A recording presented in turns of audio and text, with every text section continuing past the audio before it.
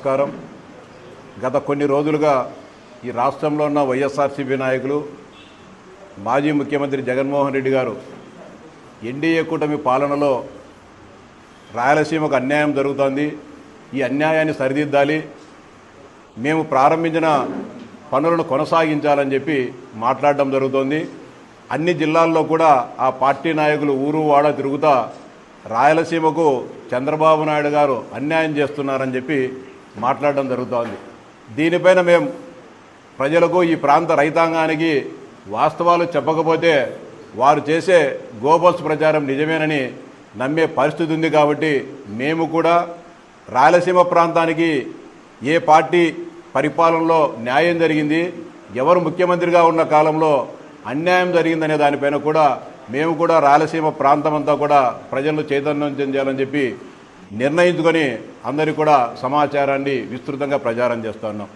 Rayalaseema lift ఇరిగేషన్ను నేను ప్రారంభించా, దాన్ని కొనసాగించకుండా ఆపివేశారని చెప్పి నిన్న కూడా అనంతపురం పట్టణంలో వైఎస్ఆర్సీపీ నాయకులు ఒక రౌండ్ టేబుల్ సమావేశాన్ని ఏర్పాటు చేసి అవాస్తవాలను, అసత్యాలను చెప్పడం జరిగింది. దీనికి సంబంధించిన సమాచారాన్ని, వాస్తవ సమాచారం ఏదో మీ దృష్టికి తీసుకొని రావదలుచుకున్నా. 2020 సంవత్సరం మే 20వ తారీఖున 3,825 కోట్ల రూపాయలతో రాయలసీమ ఎత్తిపోతల పథకానికి పరిపాలనాపరమైన అనుమతులు ఇవ్వడం జరిగింది. జూలై 2020 సంవత్సరంలో అదే ఏడాది జూలైలో టెక్నికల్ శాంక్షన్ కూడా మంజూరు చేసి టెండర్లు పూర్తయి పనులు అప్పగించడం జరిగింది. పనులు అప్పగించిన వెంటనే తెలంగాణ ప్రాంతానికి సంబంధించిన టీఆర్ఎస్ కార్యకర్త గవినోళ్ళ శ్రీనివాస్ అనే ఆయన, నారాయణపేట జిల్లాకు సంబంధించిన వ్యక్తి, ఈ రాయలసీమ ఎత్తిపోతల పథకం ఏర్పాటు చేస్తే తెలంగాణ ప్రాంతానికి అన్యాయం జరుగుతుంది, కృష్ణానది 2 రాష్ట్రాలకు సంబంధించిన హక్కులున్న నది, దీన్ని ఆపివేయాలని చెప్పి చెన్నైలో ఉన్న దక్షిణాది ప్రాంతానికి సంబంధించిన నేషనల్ గ్రీన్ ట్రిబ్యునల్కు ఆయన కోర్టులో అప్పీల్ చేయడం జరిగింది. అక్టోబర్ 29వ తారీఖు 2020 సంవత్సరంలో నేషనల్ గ్రీన్ ట్రిబ్యునల్ ఈ రాయలసీమ ఎత్తిపోతల పథకానికి ఎలాంటి పర్యావరణ అనుమతులు లేవు, పర్యావరణ అనుమతులు, ఇతర ప్రభుత్వ అనుమతులు అన్నీ తీసుకున్న తర్వాతనే ఈ ప్రాజెక్టును ముందుకు పోవాలని చెప్పి స్పష్టంగా ఆదేశాలు ఇవ్వడం జరిగింది. అయినప్పటికీ కూడా జగన్మోహన్ రెడ్డి, ఆయన తాబేదారులైన కాంట్రాక్టర్లు ఈ 3,825 కోట్ల రూపాయలను ఎలాగోలాగా, అంటే దాదాపు 40-50% ఎస్టిమేటెడ్ బూస్టప్ చేసుకొని ఈ రాష్ట్ర ప్రజాధనాన్ని దోపిడీ చేయాలనే కుట్రలో భాగంగా ఆ పథకాన్ని ప్రారంభించడం జరిగింది. దానికి సంబంధించిన లిఫ్ట్ ఇరిగేషన్ కాబట్టి పంపులు, మోటార్లు బ్రెజిల్కు పోయి కొన్ని, బెంగాల్ పోయి కొన్ని తీసుకొని వచ్చి అక్కడ పడేసి 923 కోట్ల రూపాయలు పేమెంటు తీసుకొని ఆ మోటార్లన్నింటిని కూడా అక్కడే వేయడం జరిగింది. మనం పోయి ఆ ప్రాంతానికి చూస్తే మనకు అర్థమవుతుంది. మళ్ళీ 11/8/2023 నాడు ఒక సరికొత్త జీవోను ఇవ్వడం జరిగింది. రాయలసీమ ఎత్తిపోతల పథకం ఇది ఇరిగేషన్ ప్రాజెక్టు కాదు, ఇది కేవలం చెన్నైకి త్రాగునీటి కోసం, అదేవిధంగా రాయలసీమ త్రాగునీటి కోసం మేము ఈ ప్రాజెక్టును మంజూరు చేస్తున్నామని చెప్పి 11/8/2020 నాడు ఒక జీవోని ఇవ్వడం జరిగింది. ఆ జీవోలో స్పష్టంగా చెప్పడం జరిగింది,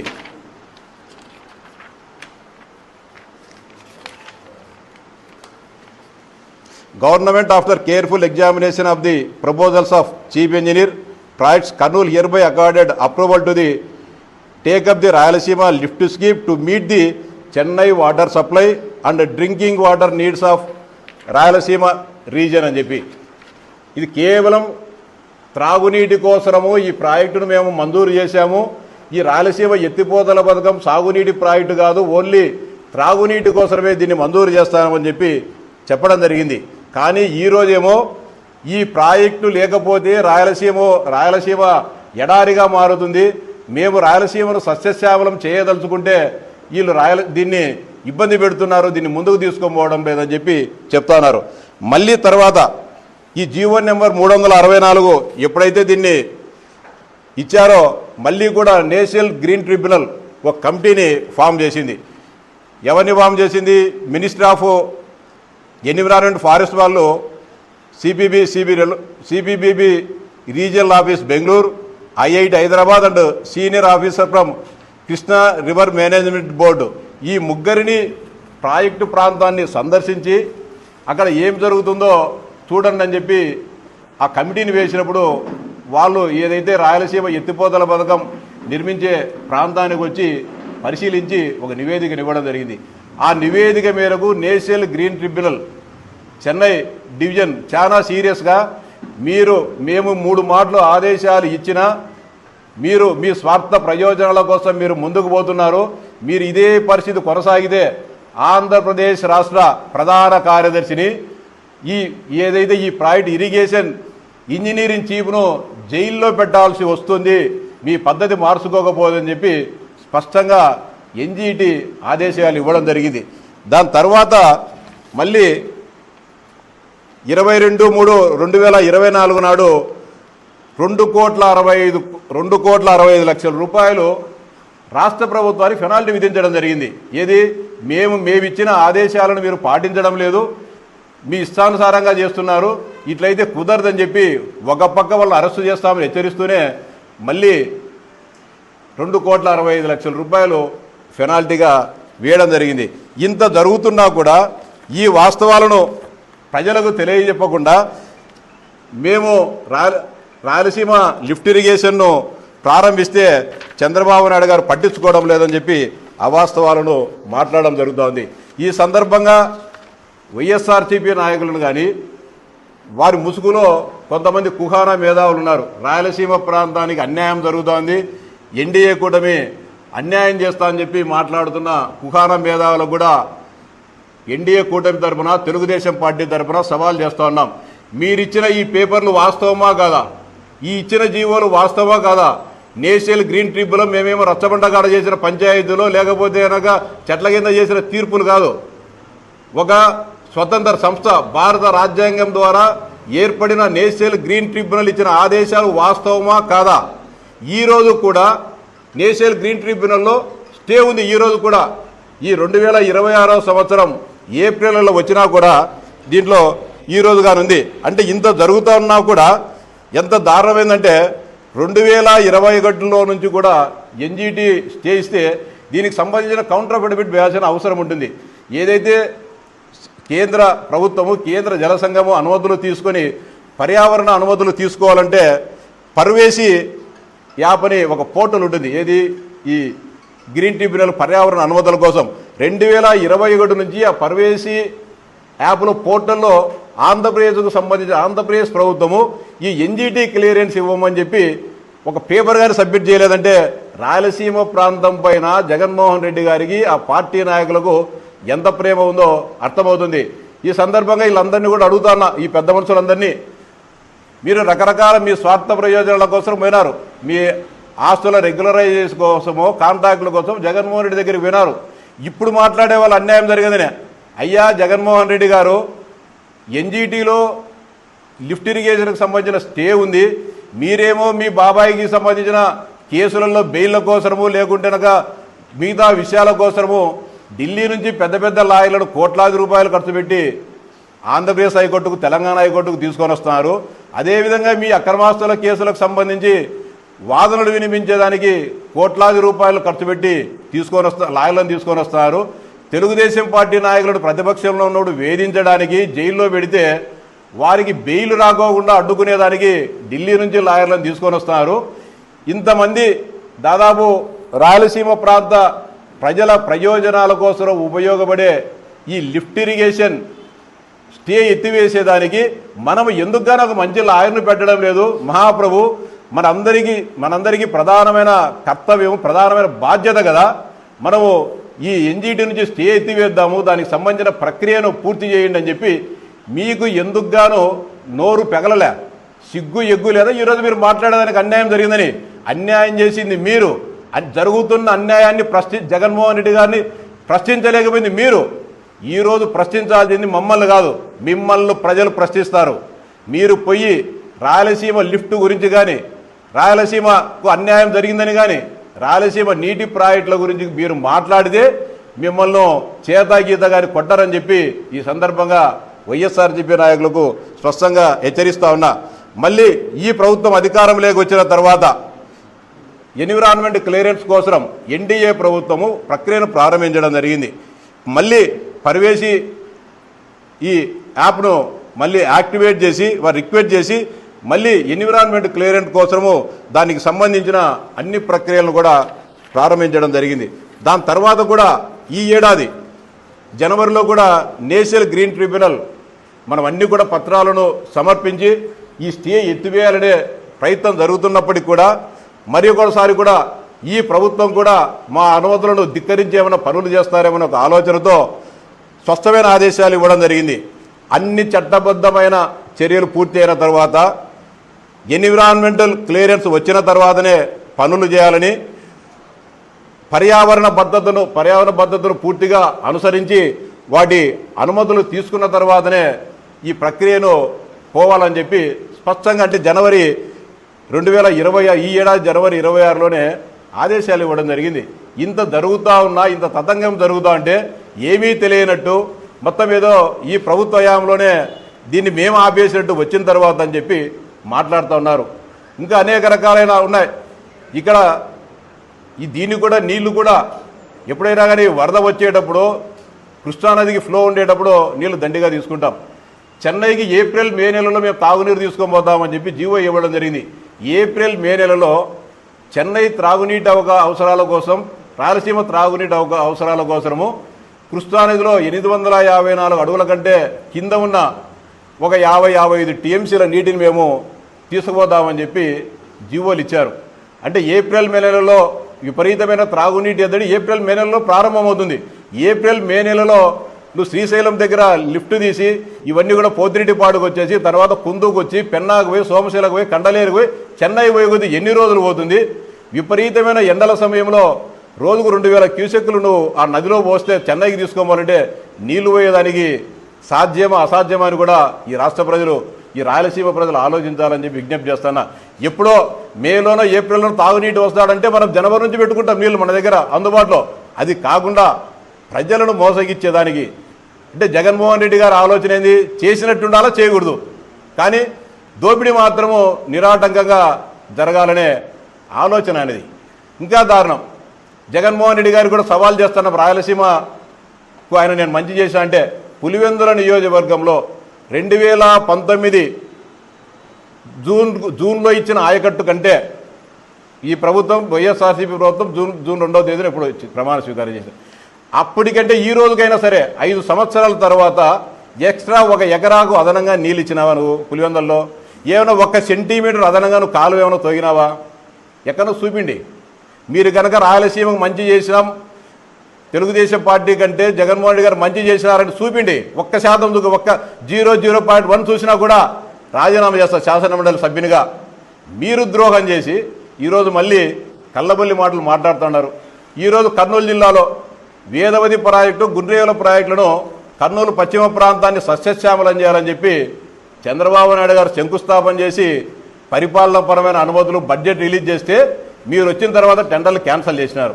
సరే టెండర్లు క్యాన్సిల్ చేస్తారే మీకు సంబంధించిన కాంట్రాక్టర్ నుంచి పనులు చేసినారంటే అది లేదు. ఈరోజు మళ్ళీ మీ గుండేల ప్రాజెక్టులు, వేదవతి ప్రాజెక్టులు పూర్తి చేయాలా, పూర్తి చేయకపోతే మేము ఉద్యమిస్తాం, పాదయాత్రలు చేస్తామంటారు. మీరు ఎక్కడ పోయినారు? ఆ రోజు ఎక్కడ పోయినారు? ఆ రోజేమో నేలగ మందం పెట్టుకొని ప్రశ్నించలే జగన్మోహన్ రెడ్డి గారిని. ఈరోజు మాత్రం ప్రశ్నిస్తాం, పాదయాత్రలు చేస్తాం, పొర్లు దండాలు పెడతామని చెప్పి మాట్లాడుతూ ఉన్నారు. మీరు పొర్లు దండాలు పెట్టినా తల కింద ఒక్క బోర్లా పడినా కూడా రాయలసీమ అభివృద్ధి ఆగదని చెప్పి చెప్తా ఉన్నాం. కుప్పంకి ఏం చేశారు? 10 ట్యాంకర్లు తీసుకొని పోయి చంద్రబాబు నాయుడు గారు కుప్పంకు మేము నీళ్ళు ఇచ్చినామని చూపించాలని 10 నీళ్ళ ట్యాంకర్లు తీసుకొని పోయి 2 గేట్లు పెట్టి నీళ్ళు వదిలినారు. కనీసం నువ్వు విజయవాడకి హెలికాప్టర్లు ఎడికి వచ్చేటంత వరకు నా నీళ్లు ఉన్నాయా? అయిగాని లేవు. ఈరోజు దాదాపు 3,850 కోట్ల రూపాయలు ఖర్చు పెట్టి హంద్రీనీవా కాలువలను వెడల్పు చేసి ఈరోజు కుప్పంలో ఉన్న చివరి ఆయకట్టు చివరి చెరువు కూడా ఈరోజు నీళ్లు నింపడం జరుగుతుంది. మీరు రాండి, వైఎస్ఆర్సీపీ నాయకులు ఎవరన్నా వస్తాను రాండి, బ్రహ్మాండంగా మిమ్మల్ని అందరినీ అక్కడ ఘనస్వాగతం పలికి ఏ చెరువులు వాస్తవంగా కృష్ణానది నీళ్లను నింపినామో మీ కళ్ళకు చూపుతాం. మీరు అవాస్తవమైతే చెప్పండి, మేము తప్పు చెప్తాం. అయ్యా మేము చెప్పింది తప్పు ఒప్పుకుంటాం. ఇంత జరుగుతూ ఉన్నా కూడా మీరు ఏమాత్రం కూడా మానవత్వం కూడా లేకుండా మాట్లాడుతున్నారు. ఇక్కడి అనంతపురం జిల్లాలోనే ఈ పక్కనే ఆత్మకూరు మండలంలో హంద్రీనేవా కాలువలు పోతాయి. తెలుగుదేశం పార్టీ అధికారంలో పోయిన వెంటనే వాటన్నిటిని కూడా ఆపివేయడం జరిగింది. 2023 సంవత్సరంలో గౌరవ ముఖ్యమంత్రి చంద్రబాబు నాయుడు గారు ప్రతిపక్షంలో ఉన్నప్పుడు ఆ ఆత్మకూరు మండలంలో ఉన్న హంద్రీనేవా కాలువను కూడా పరిశీలించడం జరిగింది. జిల్లెలమండ ప్రాజెక్టు ఉంది ముదుగుబ్బలో. వెంకట్రామిరెడ్డి గారు ఏదేదో పెద్ద పెద్ద మాటలు చెప్తూ ఉంటాడు. ఆ రోజు ఆయన స్వార్థ ప్రయోజనాల కోసం డబ్బుల కోసం అని చెప్పి ప్రాజెక్టును ప్రారంభింపజేశారు. కనీసం ఒక తట్ట మట్టెత్తినారండి. ఒక తట్టి మట్ట ఎత్తకోకుండా ధర్మవరం నియోజకవర్గ ప్రజలను మోసం చేసినారు. కడప జిల్లాలో రాజోలి బ్యాలెన్సింగ్ రిజర్వాయర్ కడతా అని చెప్పి టెంకాయ కొట్టాడు జగన్మోహన్ రెడ్డి. దాదాపు 10,000 ఎకరాలు రైతుల దగ్గర నుంచి అక్వైరీ చేశారు, సమీకరణ చేశారు, భూసేకరణ చేశారు. ఒక్కరికన్నా ₹1 డబ్బు ఇచ్చినారా? ఈరోజు డబ్బు రాక ఆ మొత్తం అన్ని వెబ్లాన్లో నుంచి ఇవన్నీ కూడా రైతులకు సంబంధించిన భూముల వివరాలు లేక ప్రభుత్వ భూమి అని చెప్పి వీళ్ళు అమ్ముకోలేక, కొనలేక, డబ్బులు రాక, బ్యాంకులో నుంచి లోన్లు తీసుకోలేక 5-6 గ్రామాల ప్రజలు 1000 ఎకరాల రైతులు ఇబ్బంది పెడుతున్నారు. ఎవరి తప్పు? జగన్మోహన్ రెడ్డి గారి నిర్వాహకం కదా. కడప స్టీల్ ప్లాంట్ను కట్టకుంటే ఓట్లు అడగనన్నాడు 2019 ఎన్నికలప్పుడు. 2019 ఎన్నికల సమయంలో జమ్మలమడుగు నియోజకవర్గంలో కడప స్టీల్ ప్లాంట్ను కట్టబోతే ఓట్లు అడగనన్నాడు. కట్టినాడా? వాళ్ళాయన ఒకసారి టెంకాయ కొట్టినాడు, ఈయన వచ్చి ఓ టెంకాయ కొట్టారు, ఒక ఇటుక పిల్లన పెట్టారా? మళ్ళీ సిగ్గు లేకోకుండా మేము మాట తప్పని మడమ తిప్పని వంశం అని చెప్తావు. ఏం జరిగింది? చెత్తగా నువ్వు మోసం చేసినావు, ద్రోహం చేసినావు అని చెప్పి నిన్ను జమ్మలమడుగులో ఓడగొట్టడం జరిగింది. ఇంత అన్యాయం జరుగుతూ ఉన్నా కూడా కళ్ళ ఆర్పుకోకుండా అబద్ధాలు చెప్తున్నారు రాయలసీమలో ఉండే నాయకులు. ఆ రోజు ప్రశ్నించుకోకుండా ఈరోజు ప్రశ్నిస్తామంటే అది ఏదో అర్థం కావడంలే మాకు. ఉట్టికి ఎక్కలేనమ్మా స్వర్గానికి ఎక్కుతా అనేటుంది జగన్మోహన్ రెడ్డి గారి పరిస్థితి. 5 సంవత్సరాలలో ఏమీ చేయకోకుండా ఇప్పుడు నేను చేస్తా, నాకు మళ్ళీ అధికారం ఏంటి అని చెప్పి మాట్లాడడం జరుగుతుంది. ఇవన్నీ కూడా రాయలసీమ ప్రజలు సమగ్రంగా తెలుసుకోవాలా. ఏ ప్రభుత్వంలో మంచి జరిగింది, ఎవరి ప్రాంతానికి అన్యాయం చేసేదారనే పైన కూడా విచక్షణతో ఆలోచించాలని చెప్పి రాయలసీమ ప్రాంత ప్రజానీకానికి సవిరంగా విజ్ఞప్తి చేస్తున్నాం. ఎన్డీఏ ప్రభుత్వం అధికారంలోకి వచ్చిన తర్వాత రాయలసీమ ప్రాంతానికి ఏమేమి చేస్తుందో కూడా అందరికీ తెలుసు. గత 5 సంవత్సరాల్లో 19-24 మధ్య కాలంలో మనమంతా కూడా వ్యవసాయ కుటుంబాల నుంచి వచ్చిన వాళ్ళమే. 2019 కంటే ముందు మైక్రో ఇరిగేషన్ సంబంధించిన డ్రిప్పులు కానీ, స్ప్రింక్లర్లు కానీ, పైపులు కానీ, ల్యాండ్ డ్రిప్ పైపులు కానీ ఈరోజు దరఖాస్తు చేస్తే వారానికి వచ్చేటి. 2019-24 సంవత్సరాల కాలంలో అప్లై చేసేదానికి అప్లికేషను లేదు, ఇచ్చే విధవ కూడా లేడు. 5 సంవత్సరాల పాటు రాయలసీమ మెట్ట ప్రాంత రైతులను హింసలకు గురి చేయడం జరిగింది. కేంద్ర ప్రభుత్వం నుంచి వచ్చే క్రాస్ సబ్సిడీని కూడా ఇవ్వకోకుండా దాన్ని ఇతర పథకాలకు మళ్లించడం జరిగింది. ఈరోజు అప్లై చేయండి ఎవరైనా సరే. ఈరోజు దరఖాస్తు చేస్తే వారం రోజులకి ఇంటికాడికి ఫోన్ చేస్తారు, డీలర్ అయ్యా మీది లారీ వచ్చేసింది, మెటీరియల్ ఎత్తుకొని యాడ్ చేయాలని చెప్పేసి. ఇంత మంచి చేస్తున్న ప్రభుత్వం తెలుగుదేశం ప్రభుత్వం. ఈ విషయాలన్నీ కూడా గమనించాలా. రాయలసీమ ఎత్తిపోతల పథకంపై జగన్మోహన్ రెడ్డి ఆయన పార్టీ నాయకులు మీ ముందుకు వస్తే తరిమి కొట్టాలని చెప్పి ప్రజలందరికీ కూడా సవినయంగా విజ్ఞప్తి చేస్తానా. వారందరికీ కూడా బుద్ధి చెప్పాలా, తిరుగుబాటు చేయాలా, అవసరమైతే మీ గ్రామాలకు రాకుండా రాళ్లతో తరిమి కొట్టాలని చెప్పి కూడా రాయలసీమ ప్రజానీకానికి సవినయంగా విజ్ఞప్తి చేస్తా ఉన్నా. ఎక్కడైనా సరే రాయలసీమ లిఫ్టు పైన చర్చకు మేము సిద్ధం. రాయలసీమ లిఫ్ట్ ఆడికి పోదామండి. అనంతపురం టవర్ క్లాక్ అయినా సరే, కర్నూలు కొండారెడ్డి బుర్జు దగ్గర అయినా సరే, కడప 7 రోడ్స్ అయినా సరే, తిరుపతి అన్నమయ్య సెంటర్లో అయినా సరే, ఆడికేం రండి. తప్పు మీరు చేసి, మీరు అన్యాయం చేసి, మీరు స్టేలు తీసుకొచ్చి, మీరు అనుమతులు తీసుకోకుండా ఈరోజు మోసం చేయడం జరుగుతుంది. ఎక్కడ ఏ వేదిక ఎవరితో అయినా సరే తెలుగుదేశం పార్టీ నాయకులు, ఎన్డీఏ కూటమి నాయకులు చర్చించేదానికి సిద్ధంగా ఉన్నాం. మీరు సవాలుకు సిద్ధమా లేదో చెప్పండి. ఓకేనా? Thank you.